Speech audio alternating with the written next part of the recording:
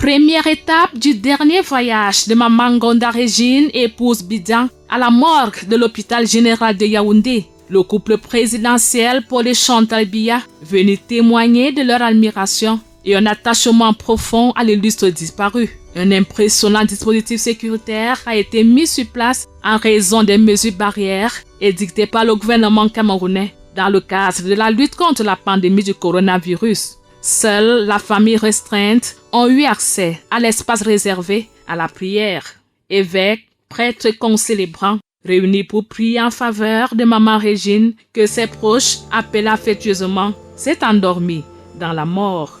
Monseigneur Jean Barga, archevêque métropolitain de Yaoundé, célébrant principal, s'est inspiré des textes de circonstances pour exhorter et raffermir la foi des participants en la victoire du Christ sur la mort, avant d'inviter l'Assemblée à professer sa foi et à prier pour le repos éternel de son âme. Après ces célébrations, le cercueil est porté pour être introduit à l'intérieur du corbillard. Le couple présidentiel s'incline devant la dépouille.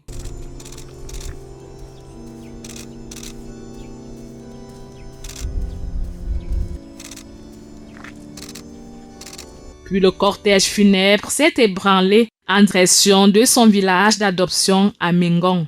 Régine Ngonda, épouse Bidjan, sera inhumée demain vendredi dans son village natal à Vomeka, dans la région du Sud. Et sa révérence, la sœur aînée du président Paul Biya a laissé une immense œuvre. Femme au grand cœur, elle s'est forgée une solide réputation. Infatigable Maman Régine, de nombreux Camerounais avaient trouvé abri auprès d'elle. On n'avait pas besoin d'être proche pour bénéficier de son soutien. Elle a récupéré, formé et casé de nombreux Camerounais qui gardent d'excellents souvenirs.